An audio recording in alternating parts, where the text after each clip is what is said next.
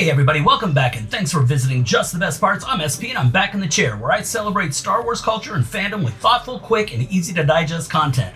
Today I'm doing a quick deep dive looking at the 3 best parts of Skeleton Crew Episode 5. You have a lot to learn about pirates, so hold on. This is where the fun begins.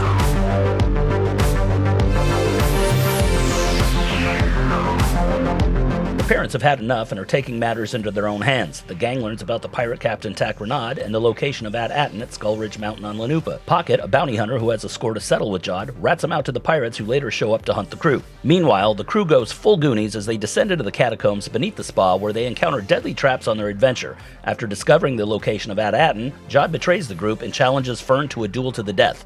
Wim blows his chance with the lightsaber, the kids escape, and Jod is revealed to be more powerful than previously thought. Okay, so jumping into the third spot is Jude Law's performance and the performance of everyone in general, but for this episode, Jude Law in particular. You know, his character has been an enigma from day one, and I get that that is partially the result of strong writing, but the thing that really makes this character work is his performance. This episode brilliantly showcases Jude Law's acting. We see frustration, comedy, drama, anger, and betrayal. That's a lot of emotional range to show off in a 40-something minute episode of anything, let alone Star Wars. His scenes absolutely crackle with energy, and his ability to act opposite a bunch of kids without coming off as unbelievable, ham-fisted, or overacting is a testament to his craft. And the fact that he keeps me guessing about the nature of his character speaks volumes. At first I thought there's no way he's force sensitive, he's just a con artist, and he is. And yet I think I can put away his argument that he's conning the kids with magnets. He really does appear to be force sensitive, perhaps even a failed Padawan. That's what makes his character a lot more interesting to me. The thing is, when you see scenes like this, I truly want to like him. It's like he's conflicted with the light side and the dark side of himself, but his performance is more subtle, it's more gray, and I really think that that works well for the character. So in short, Jude Law's performance is great. I think he brings depth, emotional range, and nuance to his character. I think this makes him one of the standout elements of the series. His ability to keep us guessing while delivering such a layered portrayal is a testament to his talent. And for my second best part, I have to highlight the entire spa and catacomb section of Lanupa. I was pleasantly surprised by how well the sequence worked. It felt quintessentially Star Wars to me. And while I've mentioned before that I don't always love Star Wars leaning too anthropomorphic, seeing the Ithorians and moons unwinding in mud baths was just too much fun to resist.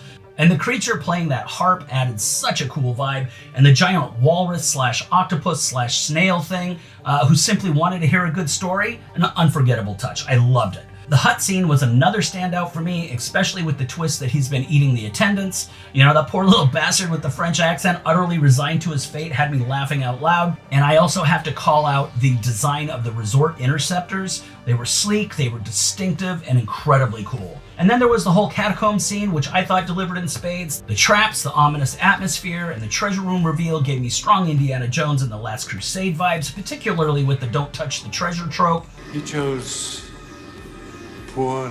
And I could easily picture Eric Voss from New Rockstars geeking out over every detail in that room. There were clear nods to The Goonies as well, a movie I admit I haven't seen in full, but even so, the references landed for me, that sense of wonder and mystery was palpable, and for me, the humor hit just the right balance. And even the cheesy little chase scene with the guards work, considering, you know, it's a younger demographic that they're targeting. So in the end, the spa and the catacomb sequences brought together humor, adventure, and nostalgia in a way that felt effortlessly Star Wars, and it's moments like these that capture the franchise's charm. It's the perfect blend of whimsy, compelling storytelling, and unforgettable characters. And the best part of this episode for me, and the series as a whole, is something a little bit different. Rather than focusing on specific moments from this episode, I want to talk about the bigger picture. You know, where Star Wars is heading and why I'm genuinely excited about its future. If you've been following me for a while, you'll know I'm a big advocate for letting Star Wars evolve beyond its origins.